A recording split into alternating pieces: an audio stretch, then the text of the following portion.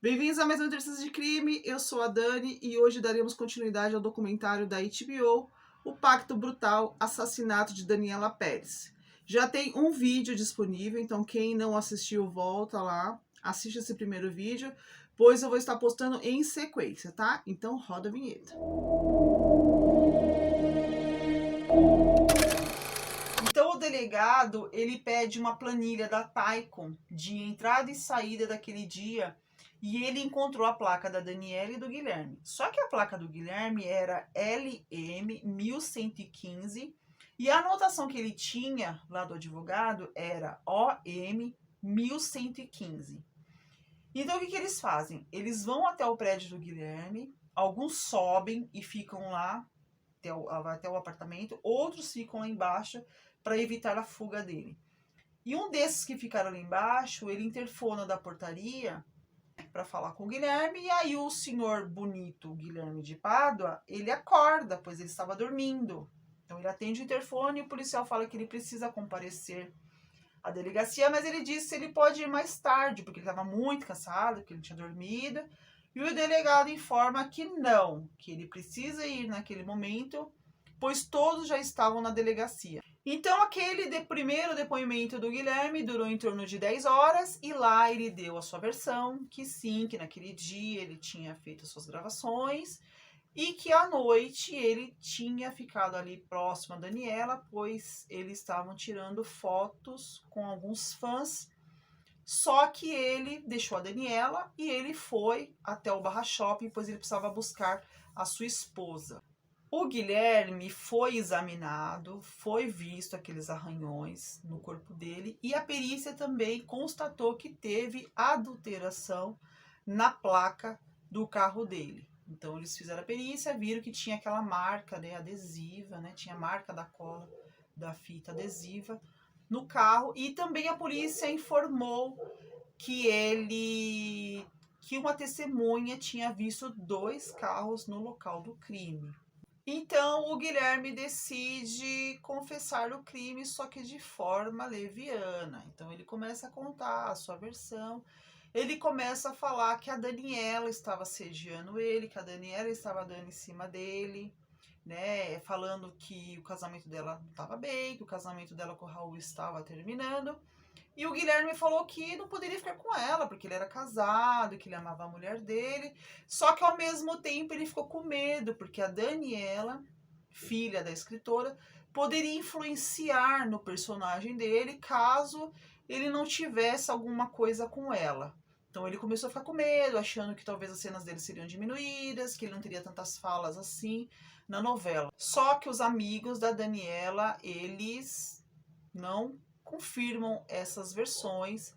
Eles falam que a Daniela é extremamente apaixonada pelo Raul, fazia apenas 2 anos que eles eram casados, que eles tinham, né, a intenção de ter filhos e que era tudo mentira, né, que o único contato que eles tinham era extremamente profissional.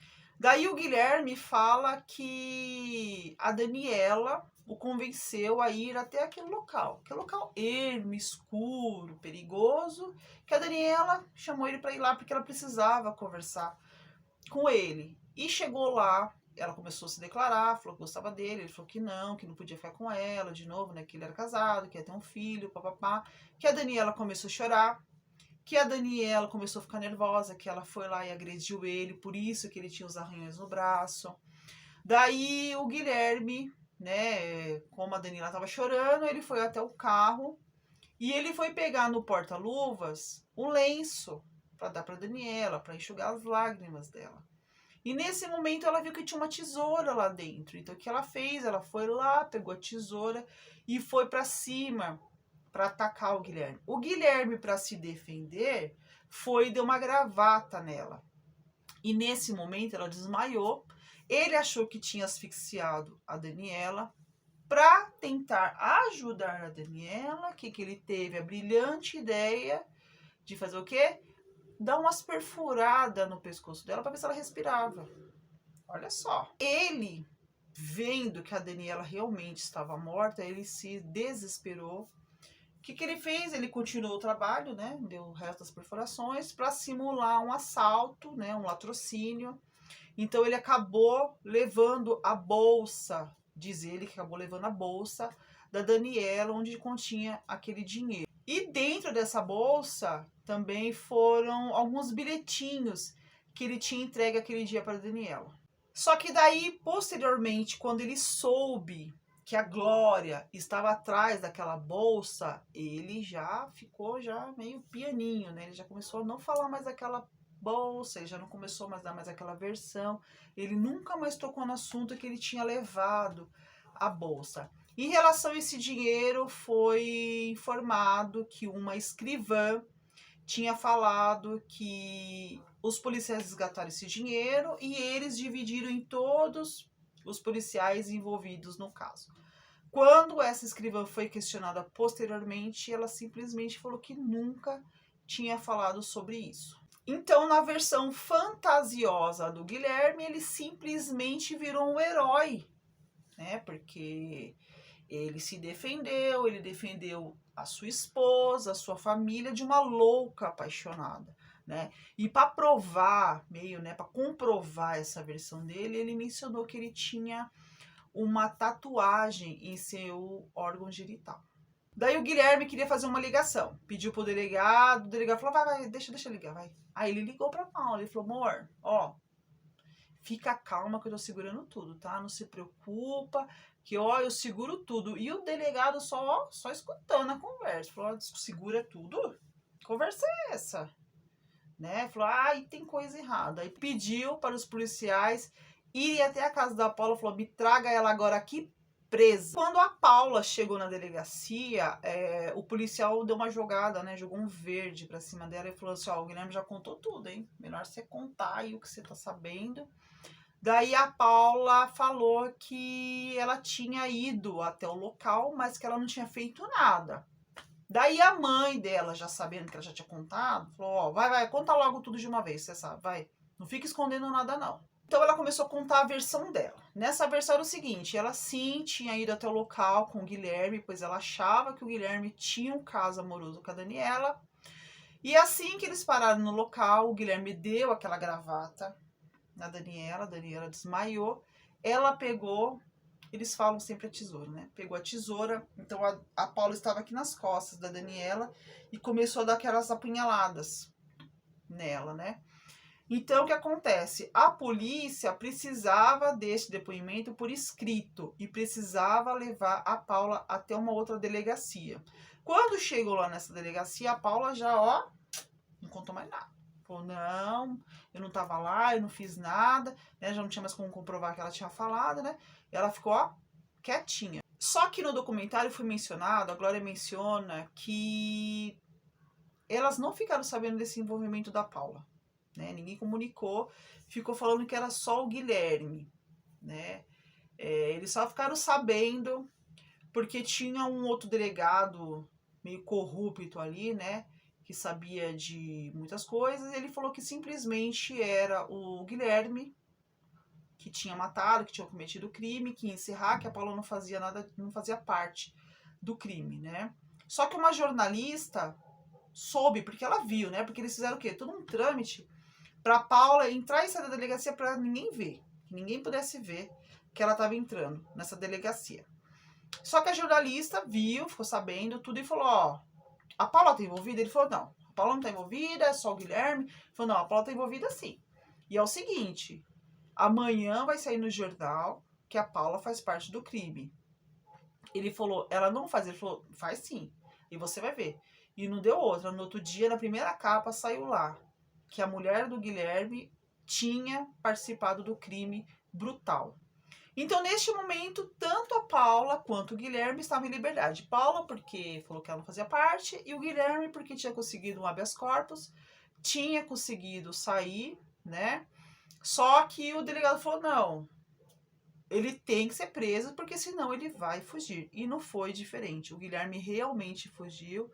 Aí teve que todo mundo sair atrás, ninguém encontrava ele. Até os amigos da Daniela começou a ir em vários locais onde eles moravam, ir de apartamento em apartamento para poder ver se eles estavam lá. Não encontraram. A polícia começou a fazer investigação em Minas Gerais, em Goiás e no Rio de Janeiro todinho. E nada de encontrar. Até que um dia o Guilherme decidiu se entregar, né? Foi até uma delegacia e se entregou. E a dona Paula não foi mais vista em sua residência, porque simplesmente ela decidiu se internar em uma clínica, pois ela estava grávida de 4 meses e ela alegava que corria o risco de abortar o bebê.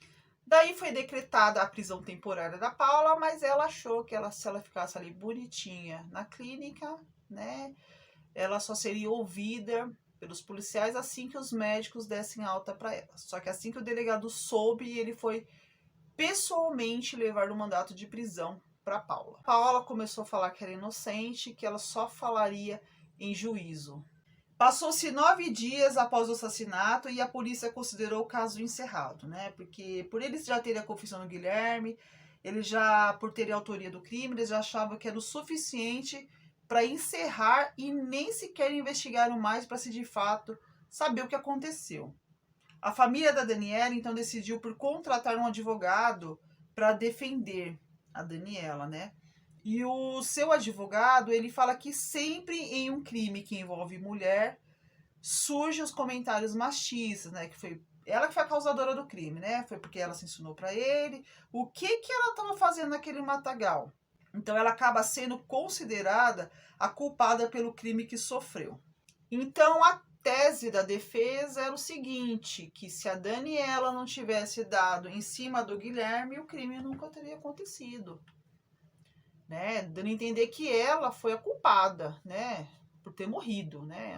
Ela foi culpada. Então ali ficou bem claro, né? Que tinha um preconceito, o machismo, né? E mostrar que só porque ela era mulher, que ela era a culpada pelo crime que ela sofreu. Na época, tinha uma comissão da mulher e elas elaboraram um plano para coletar depoimentos. Então, elas começaram a pedir petições e acompanhar as investigações. Só que daí elas perceberam que as narrativas eram vazias, imprecisas. Só que o delegado, aquele pilantra lá, ele começou a achar que não era mais necessário entrar nesses quesitos, né? Que isso não tinha importância. Só que muitas coisas ficaram em aberto, como mesmo a arma do crime, que nunca foi encontrada. Então, eles, por terem certeza que o crime foi premeditado e que Guilherme confessou o crime, aquilo já bastasse. Então, começou a surgir uma narrativa totalmente oposta do que tinha acontecido, né? Ficou parecendo que a ficção tinha virado realidade, que era o Bira que tinha matado Yasmin, né? Quando, na verdade, o Guilherme matou a Daniela. E para ajudar, começou a lançar várias capas de revista onde apareciam os dois, só que sempre como casal. Então parecia que era a Daniela e o Guilherme, né? Então ficava parecendo que de fato eles tinham algum romance. Então a população sempre achava que talvez o crime tivesse acontecido de acordo com o que estava acontecendo na novela, porque naquele dia do crime a Yasmin terminou com Bira. Então ficou meio que parecendo, parecia que ela tinha terminado e que por isso ele tinha ficado com raiva e tinha terminado, né? Ficou tudo muito confuso. E naquela época, eu acho que era mais complicado, assim, para a população entender, porque às vezes acontecia assim, tinha um personagem que era ruim na história, e esse personagem, esse ator, essa atriz, quando saía na rua, eles eram atacados, eram perseguidos, achando que aquela pessoa tinha cometido algo de ruim mesmo, né, na vida real. E não era, era simplesmente ficção. Então tinha essa confusão. Então ficou muito parecendo que sim, que a Daniela tinha envolvimento com o Guilherme, que por isso que ele tinha matado a Daniela.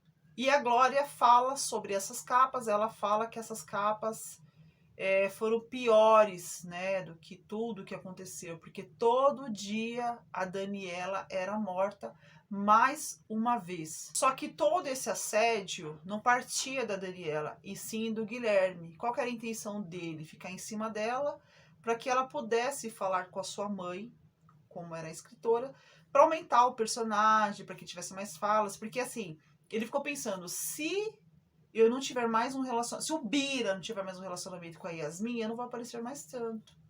Então a minha vida aqui fora vai mudar. Então você vê que o pensamento dele, né?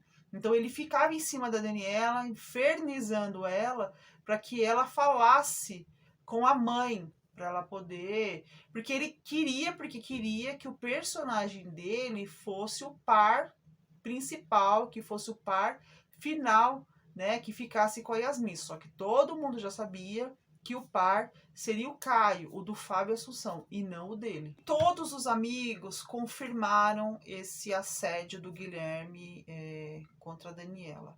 E aconteceu um episódio uns dias antes do crime, que a Daniela estava lanchando com uma amiga e ela viu que o Guilherme estava se aproximando. E a amiga já tinha terminado de comer e ia levantar. Ela falou, não, fica mais um pouquinho comigo. Depois eu te conto o que está acontecendo. Daí o Guilherme passou, né, não foi lá conversar com ela.